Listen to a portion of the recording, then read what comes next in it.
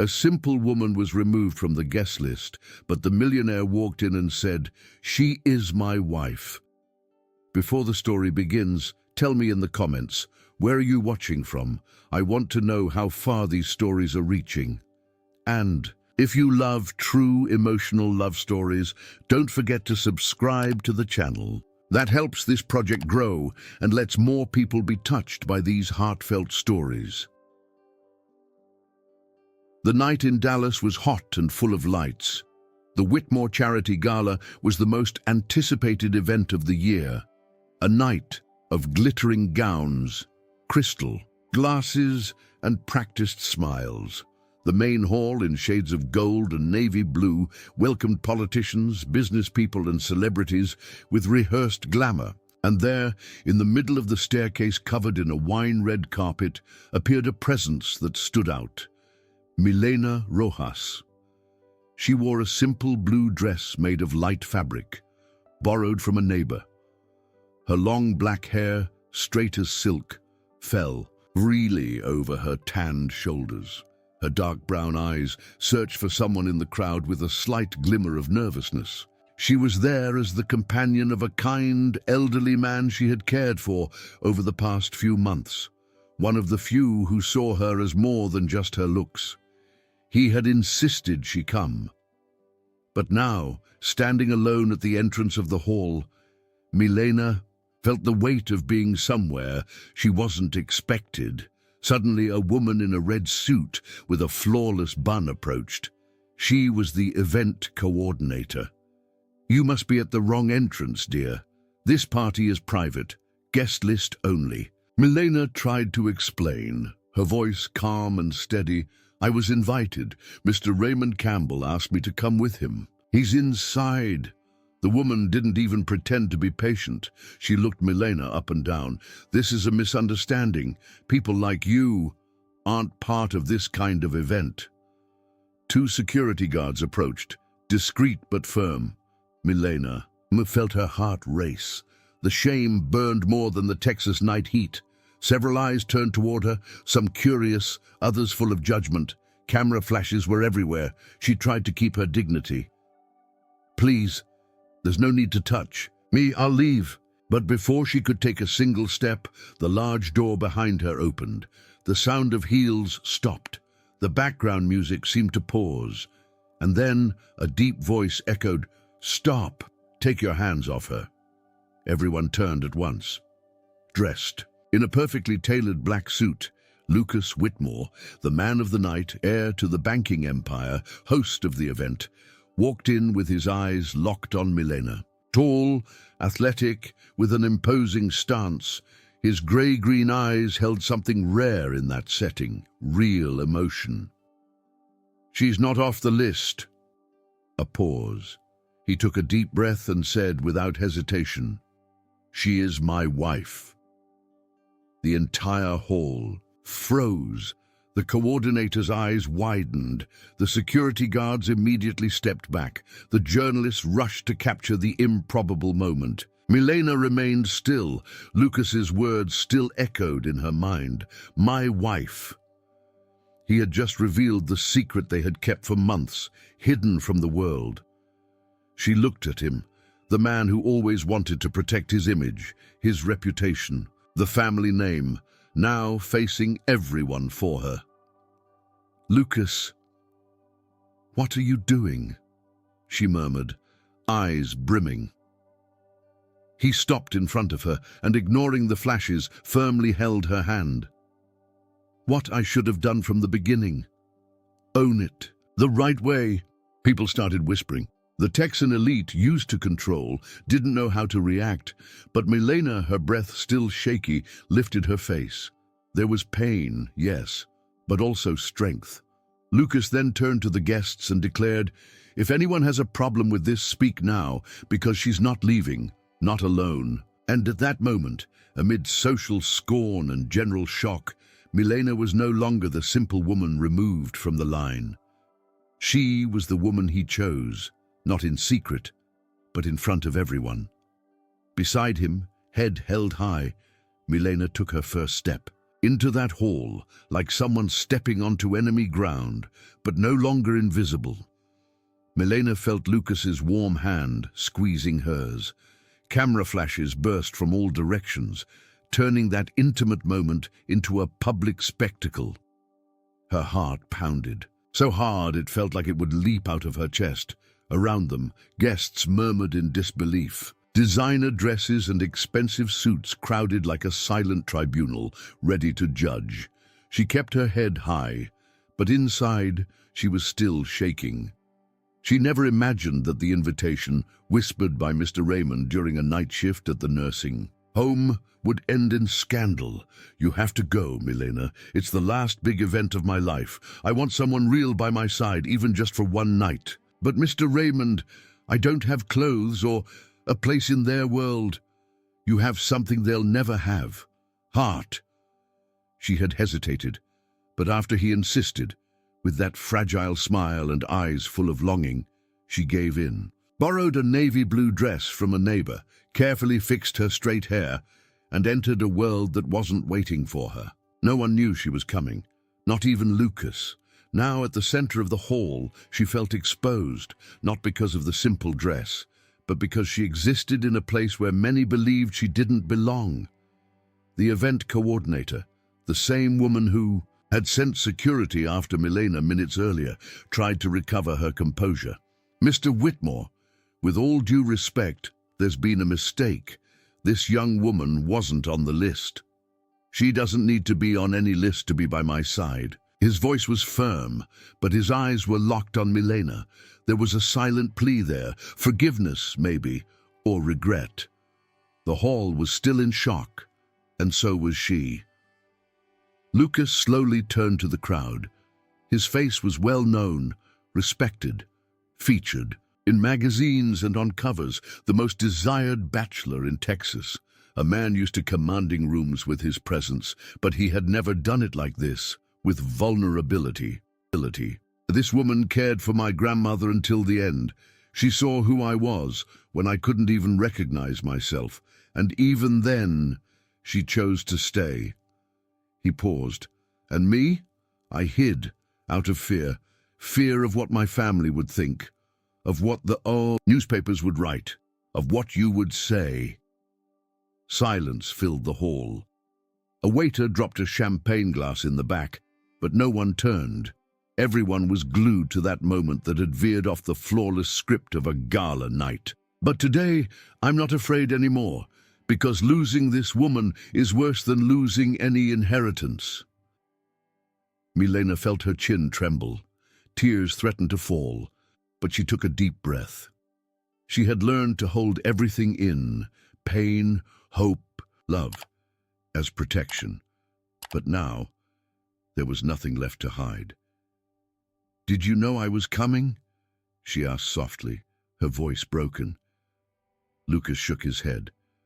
"No, but now that you're here, I won't let them take you away again." The cameras kept flashing. Social media was already buzzing, but in that moment none of it mattered. Milena looked at him, the man who had hidden her from the world for so long, and who now introduced her as the one he most wanted to keep. The coordinator tried to smile, nervous. Of course, Mrs. Whitmore, please forgive me. Please, come in." Lucas led her by the arm, and together they walked across the hall's carpet like an unexpected but real couple. Milena could feel every gaze on her back, but Lucas's firm grip said, "You're not alone." At the back of the room, an older man watched everything. Sitting quietly in his wheelchair, Mr. Raymond smiled, his eyes filled with tears. He knew exactly what he was doing by giving that invisible invitation. He knew that sometimes all it takes is one chance for the truth to find its way. And as the couple disappeared among golden columns and soft lights, a question lingered in the air, still unanswered. How far will this love go when the world decides to demand its price? The next morning, Dallas woke up in shock. The headline, splashed across every website, newspaper and newscast, repeated like a sentence: Lucas Whitmore secretly marries unknown woman, goes public during charity gala. Milena stared at her phone screen in silence. The photo of her next to Lucas, the moment he held her hand in the hall, was everywhere. The simple dress, the frightened look, his eyes locked on hers, a picture that looked like it came out of a fairy tale, if not for the mocking tone of the headlines. Mystery and controversy. Who is Milena Rojas, the new Mrs. Whitmore? Elite scandal. Secret wedding of Whitmore heir may have legal consequences. She put down the phone and rested her head against the cold bathroom wall. Her eyes were red from holding back tears. Outside, Lucas was on the phone with the PR team, trying to hold back the storm. Cancel all interviews. I won't say anything without her. Silence. He listened, jaw clenched. No, she's not a gold digger. And yes, the marriage is legal. And no, it wasn't because of pressure. Pause. It was for love. And if that's a problem, then I'm the problem. When he hung up, he found Milena sitting on the edge of the bed, staring blankly. They want to know where we met, she said in a thin voice. They want to know why you never told anyone. Lucas came closer, sat beside her, and took her hand. Do you remember the first time you saw me? He asked with a faint smile. Milena nodded, eyes drifting back. In time. You were in the nursing home hallway, dressed in black. Your eyes were red, but you didn't cry. You just stood still. It was my grandma's funeral. I felt completely alone, and I brought you a glass of water. You saved me that day and every day after. They fell silent. The past rose up with a burning intensity. Months earlier, when Lucas's grandmother fell ill, Milena was the one who cared for her until the end. And in the quiet nights at the home, between medicine and whispered prayers, an unexpected bond formed. Lucas would come late. No bodyguards, no suit, no mask. Milena never treated him like an heir. She treated him like a human being. You looked at me like I wasn't anyone special, he once said, because I knew all you wanted was to be someone real. Love grew in silence, in the makeshift coffee breaks in the cafeteria, in the conversations held in the empty parking lot, in the notes left between shifts. Until one day, impulsively, Lucas asked her to run away. Not from the world, but from the lie. Let's get married, Milena, our way. Just us, no one else. Are you sure? I've never been more sure. The wedding happened in a remote chapel, with a pastor who had been a friend of his grandmother's. She wore a rented white dress. He, a blue shirt and dark jeans. No photographers, no gold rings, just an exchange of glances, and the promise that one day they'd face the world. But Lucas delayed that confrontation, out of fear, out of pride, and now their secret burned in the public square. That night, Milena couldn't sleep. While the city devoured her image, she felt the weight of carrying a love that didn't fit into others' eyes. In the morning, she stepped onto the balcony of Lucas's apartment and looked toward the horizon. You lied to them, but did you lie to me too? She asked without turning. He appeared behind her, silent, barefoot, his shirt wrinkled. The powerful man looked like a lost boy. No, I lied to myself, Milena. I thought I could protect you by hiding you, but all I did was hurt you. She took a deep breath. The pain was still there, alive, but so was the love. And now, she whispered, now that the whole world knows. Lucas looked at her, his eyes sincere. Now, we have to decide if we'll keep living in secret or live for real. Milena didn't answer, but her eyes said, the choice won't be easy, because where there's love, there's fire, and theirs had just started to burn in the open. The silence that morning lasted longer than any words. Lucas's apartment, surrounded by large windows and a view of the Dallas skyline, felt like a bubble cut off from reality, but only on the outside. Inside, They both knew the bubble was about to burst. The first phone call came before the coffee even cooled. It was Lucas's father. The tone left no room for doubt. "Have you lost your mind?" he roared on the other end. "You just threw away 40 years of our family's legacy." Lucas, standing in the kitchen, pressed the phone to his ear. His other hand trembled slightly. "Dad, this isn't your business. It's my life." "Wrong. When you carry the Whitmore name, everything you do becomes my business. And the boards, the bank presidency is no longer guaranteed. If keeping the bank means losing her, then take the damn bank." On the other end, the response was cold. "We'll see if you feel the same when you don't have the chair." Or the name. Lucas hung up. The knot in his throat had never felt tighter. That same afternoon, his sister Charlotte showed up. Tall, blonde, elegant, wearing a beige blazer that didn't wrinkle even in the Texas heat.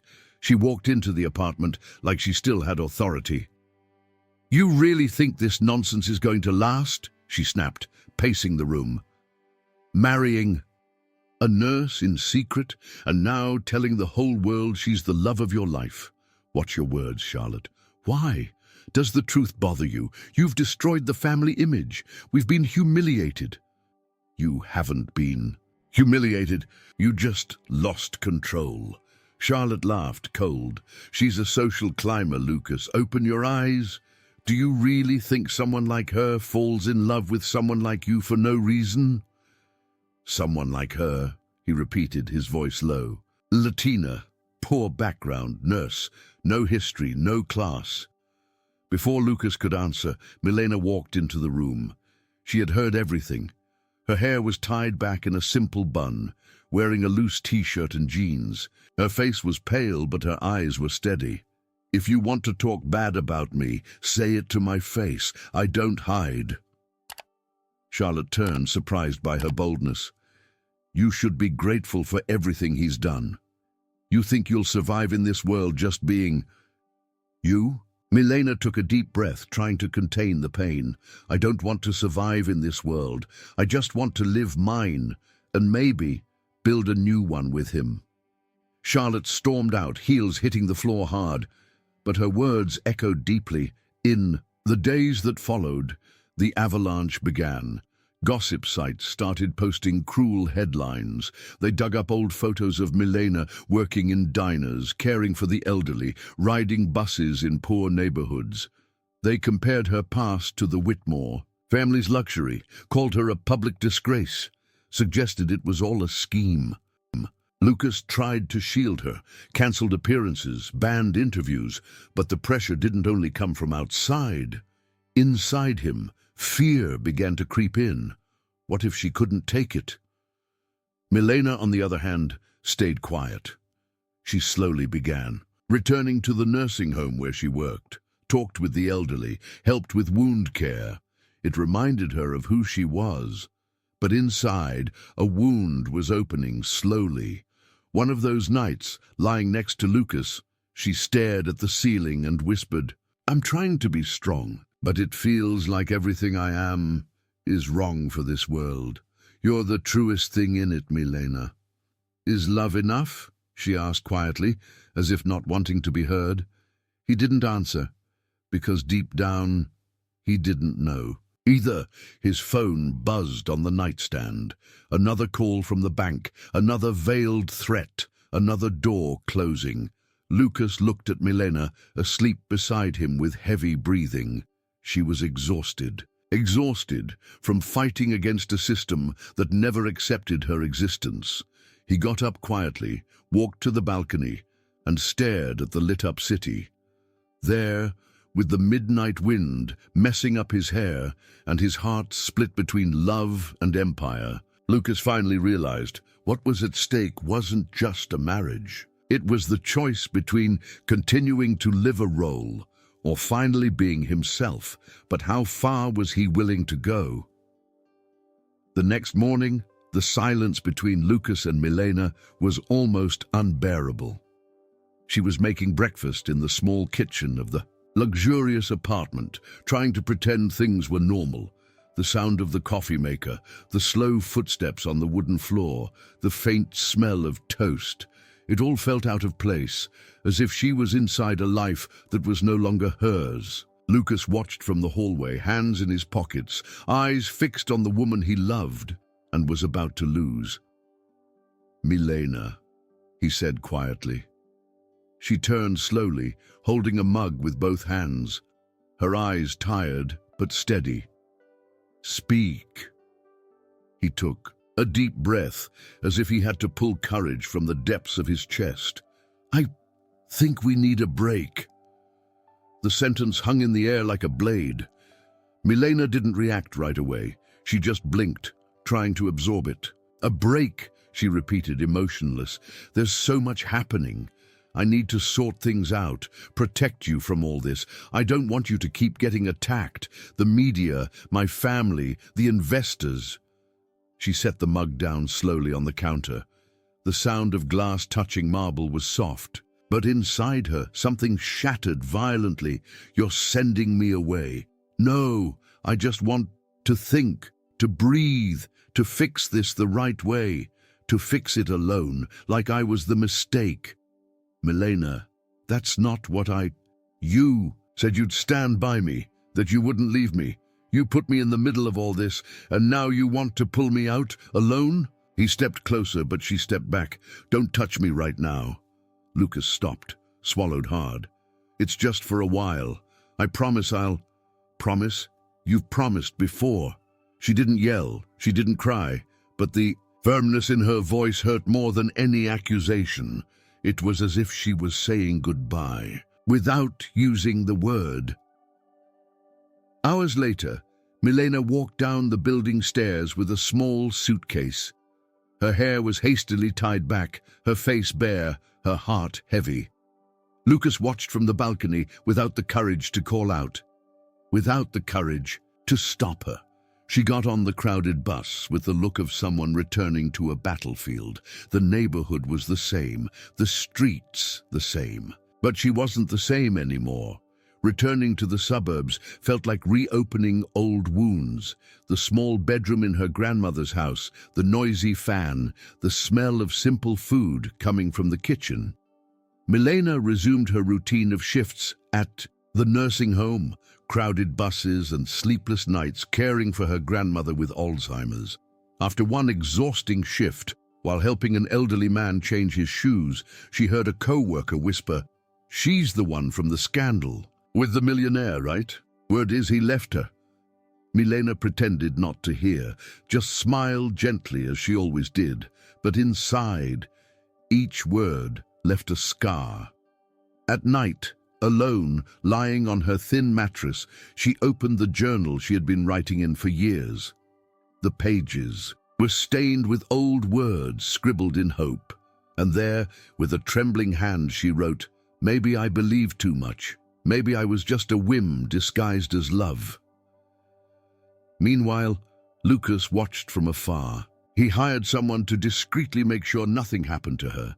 He'd even park on nearby streets just to see her walk in or out of the house. But he never revealed himself, as if his guilt was bigger than his love. At the bank's headquarters, the partners were pushing. The board threatened to remove him. His public absence was already making headlines. But all he thought about was her.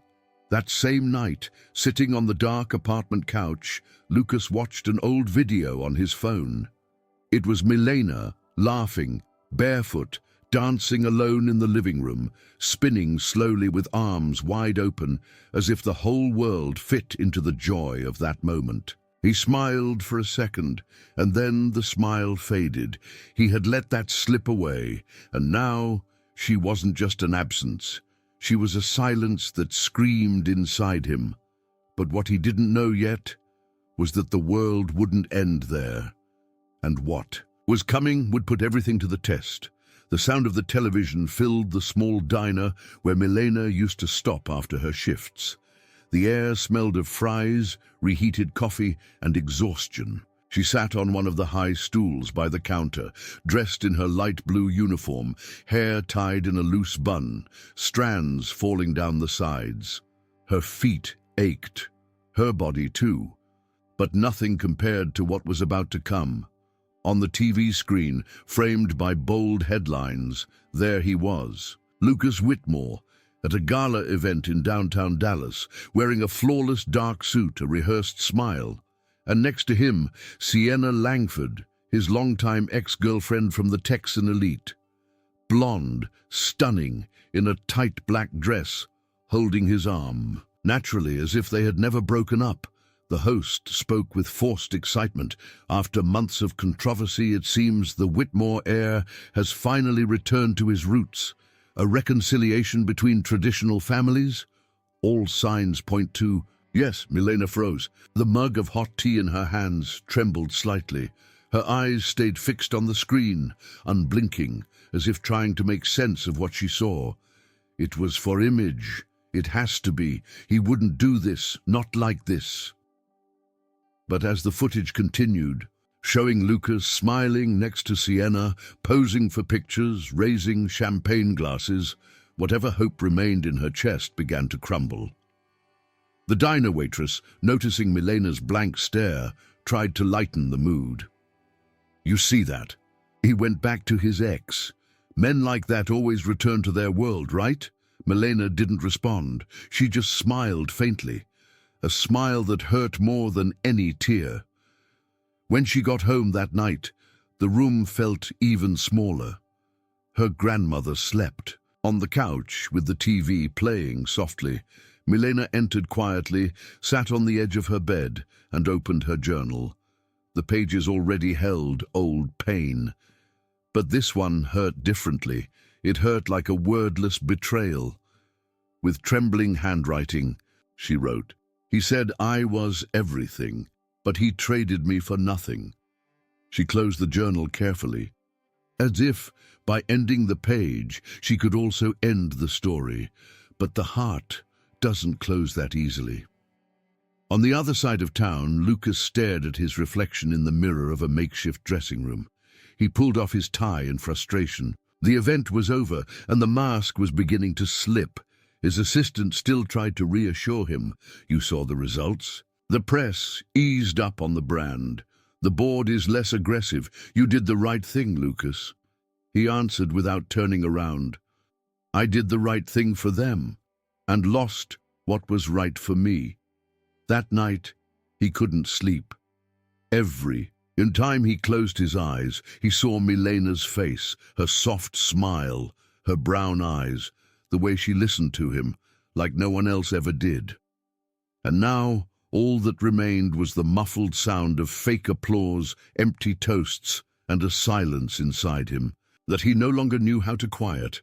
What he didn't realize was that the move he made to save his public image had ended up destroying the only image that really mattered, the one Milena had of him when she still believed. The morning after the event, the newspapers ran headlines celebrating Lucas Whitmore's return to elite society. The corporate world reacted with relief. The bank's stock rose. Social columns praised Sienna's elegance and the ideal reconciliation between two perfect heirs. But Lucas didn't feel any of it. Inside the luxurious apartment that now felt like a prison, he paced back and forth, stewing in his own lie. The phone rang non-stop. Board members, shareholders, directors. But he ignored them all. By late afternoon, his father showed up. You've regained the board's trust. If you sign the papers, the bank is yours. The presidency will be official by the end of the quarter. Lucas stood still, eyes fixed on the city view. The sky was heavy, as if bracing for a storm. I don't want it. His father frowned. What do you mean you don't want it? I said I don't want this rotten empire anymore, not its rules, not its fake smiles. I denied myself for too long, and it cost me what I loved the most. You're throwing your life away over a woman who's not even here anymore. Lucas turned slowly. She was the only real thing in my life. His father didn't respond. He just turned his back and walked out. That night, Lucas typed his resignation letter. He gave up all positions, rejected all pending contracts, and officially stepped out of the Whitmore line of succession. Within hours, financial news outlets reported the bombshell, and with it came the silent punishment. Businessmen excluded him from strategic groups. Event invitations were cancelled, partnerships disappeared. Instead of scandal, the rich world reacted with something worse: forgetfulness. That same week, Lucas was approached by a reporter outside a cafe who asked about his relationship with Sienna. He only gave a bitter smile. Minutes later, Sienna called him. Her voice was different, lighter, more real. "I shouldn't have agreed to be part of that. But your team insisted, said it was just a strategic appearance. I did what was expected, but you looked shattered that night." Lucas leaned against the car, eyes lowered. "That's because I was, and I still am." She took a breath before saying, "You know it was never real between us. But with her, it was. I saw it in your eyes. It was." Sienna's confession hit like a sharp blow. Too late. Because on the other side of town, Milena had already closed every door of her heart. Lucas went home alone, took off his suit, stayed in just a white t-shirt, and sat on the living room floor, surrounded by silence. Around him, expensive furniture and magazine-perfect decor. But everything felt empty. There, between cold walls and broken promises, he stared at his reflection in the window glass. For the first time, with no disguise, no power, no mask. And he understood. "I lost Milena trying to protect her. And I lost myself trying to—" Please, a sick world. The words echoed like a sentence. There was no comfort, no excuses. The only thing left now was the truth. But was there still time to rebuild something real from the ruins? Autumn had already settled in Dallas when fate, or maybe something greater than fate, made their paths cross again. It was a warm afternoon. Yellow leaves scattered along the sidewalks of a modest neighborhood park where Milena took her grandmother for walks. They sat on a wooden bench under the shade of an old tree, watching kids playing, dogs running, and life simply happening.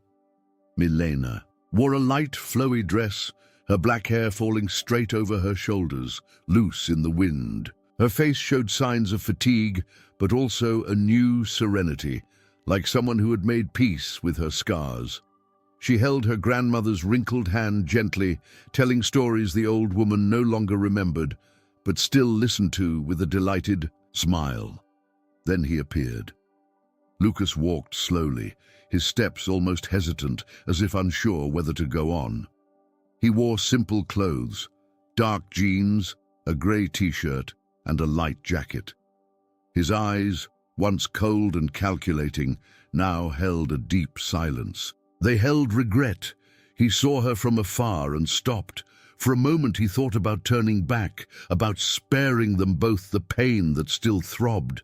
But something about that scene, Milena holding her grandmother's hand with the same tenderness she once held his, froze him. Milena felt the stare. She slowly turned her head. When her eyes met his, time seemed to stop. Neither of them smiled. Neither of them spoke. She didn't get up. He didn't come closer.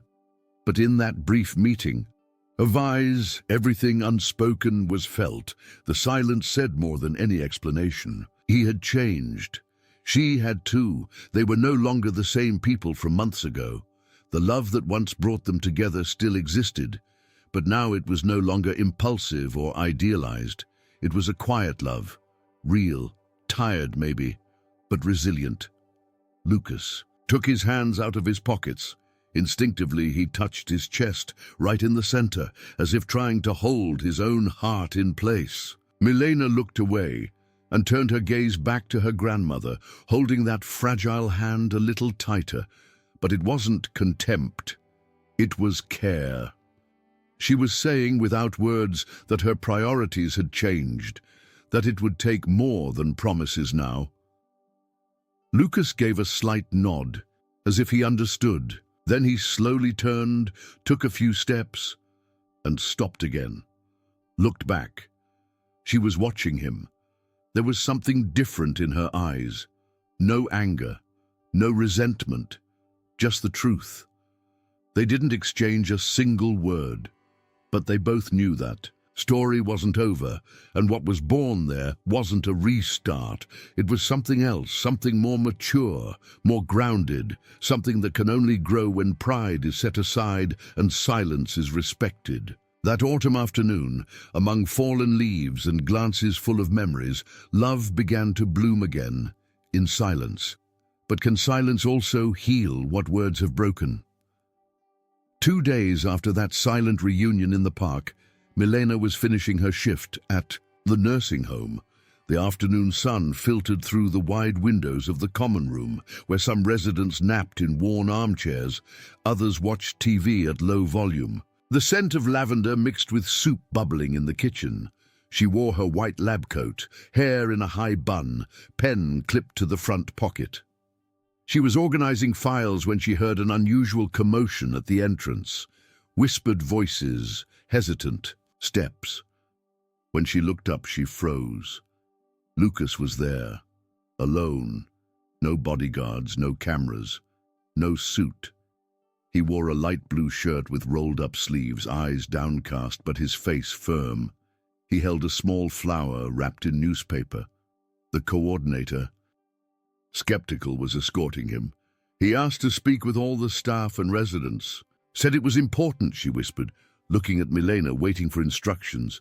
Milena took a moment to respond. Her heart was racing, breath shallow.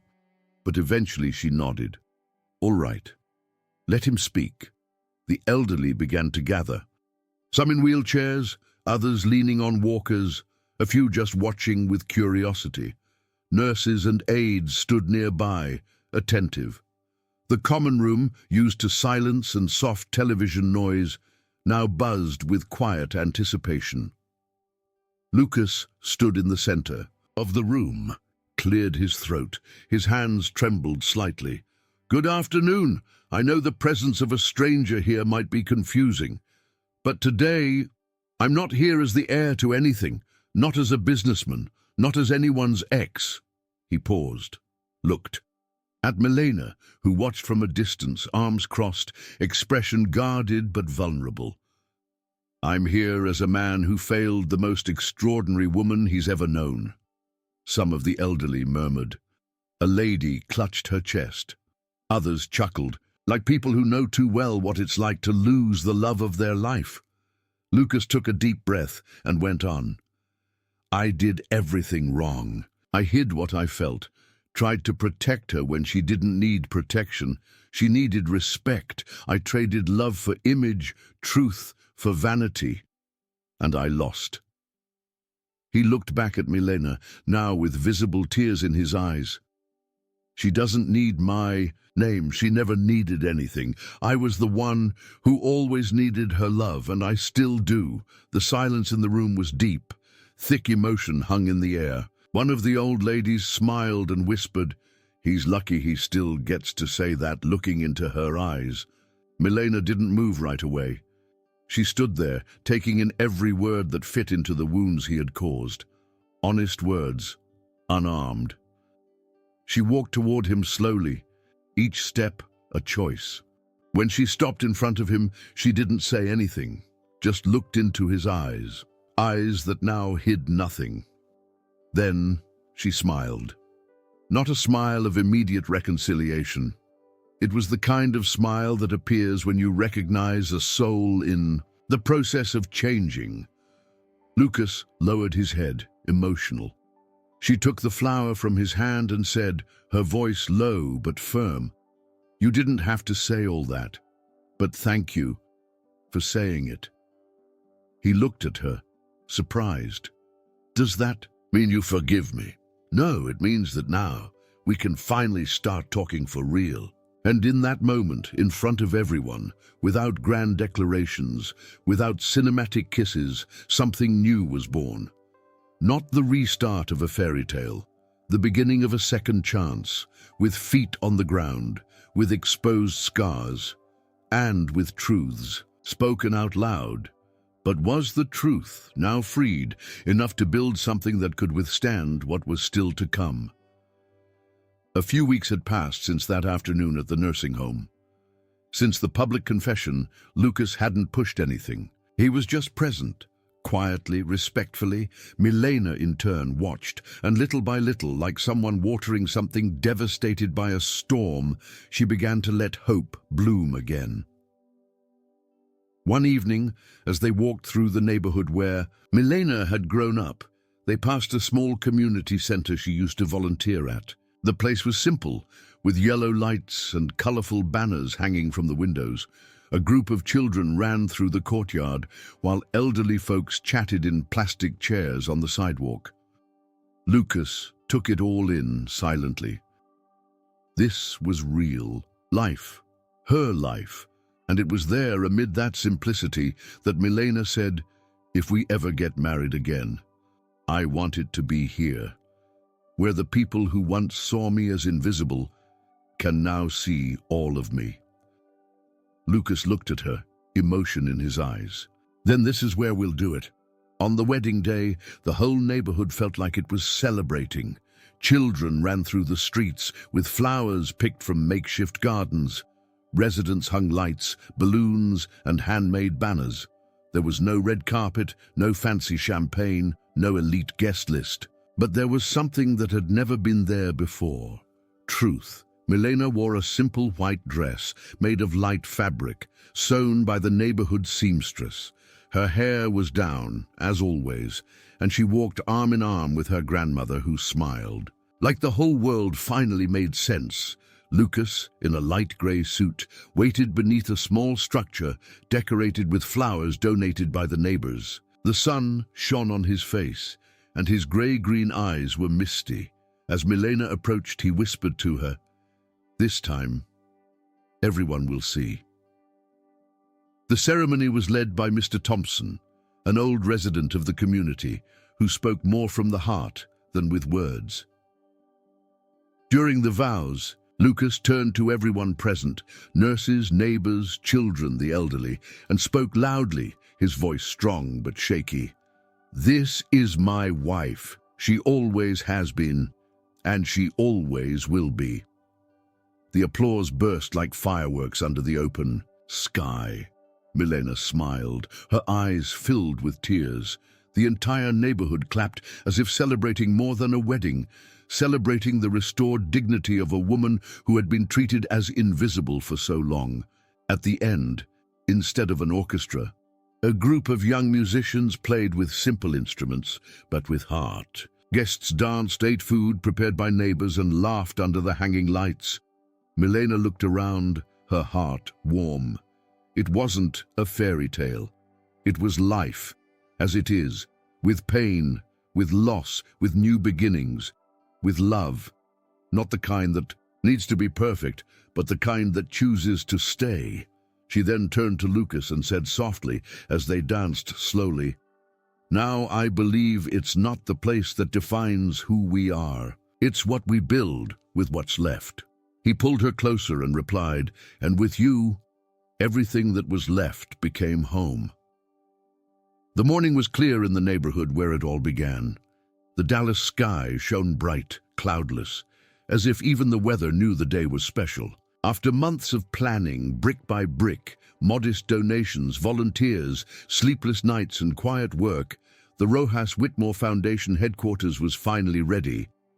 Milena looked at the simple but colorful building facade. The walls were painted in warm tones, and on the side mural, a local artist had painted smiling elders holding hands with children, connected by soft strokes like roots crossing generations. Lucas, beside her, wore a light linen shirt, sleeves rolled up, no watch, no brush. He no longer carried the weight of the family name as a shield. Now, it was simply part of something greater. At the foundation's entrance, beside the main door, a small metal plaque gleamed gently under the sun. It read, "Dignity doesn't depend on a last name. The opening event had been planned with heart. No press, no red carpets, no corporate speeches, just the community. The same people who saw her grow, fall, and rise. The same people who once called her the invisible girl from the nursing home now stood clapping for her. Inside the newly opened space were rooms for medical care, physical therapy, psychological support, and memory workshops for vulnerable elders, a dream born from pain and bloomed in concrete. As everyone gathered in the square to celebrate, a dance circle formed to the sound of a guitar and clapping. Children ran around, ladies pulled in improvised dance partners, and the simple music filled the air with lightness. Milena, sitting on the low wall, watched with misty eyes. Lucas approached and held out his hand to her, smiling gently. "May I have this dance?" She laughed softly. "Even knowing you're a terrible dancer?" "Especially because of that." They walked to the center of the circle, moving to the improvised rhythm of the folk music. There was no choreography, no posing, just two bodies seeking each other in a rhythm bigger than the music, shared love, mature, wounded, real. As she spun slowly in his arms, Milena leaned in and whispered in his ear, "To love is not about being accepted by the world. It's about finding someone who chooses to stay, even when the world doesn't understand." Lucas looked at her tenderly, and in that moment, everything felt at peace. Not because it was perfect, but because it had been chosen, built, sustained. There, in the center of the square, among neighbors, elders, and laughing children, a story that began in silence ended in celebration. And the final lesson pulsed like a heartbeat in everyone who witnessed it. True love doesn't need permission, it only needs courage. And now that you've followed this story of love, courage, and overcoming to the end, I want to hear from you. What did you think of Milena and Lucas's journey? Leave your rating from 0 to 10 in the comments and tell me which moment moved you the most. If this story touched your heart in any way, like the video, share it with someone special, and subscribe to the channel so you don't miss the next stories coming your way. And before you go, I've picked out another story that's even more emotional. One of those that makes us rethink everything. You need to watch it. It's right here beside you.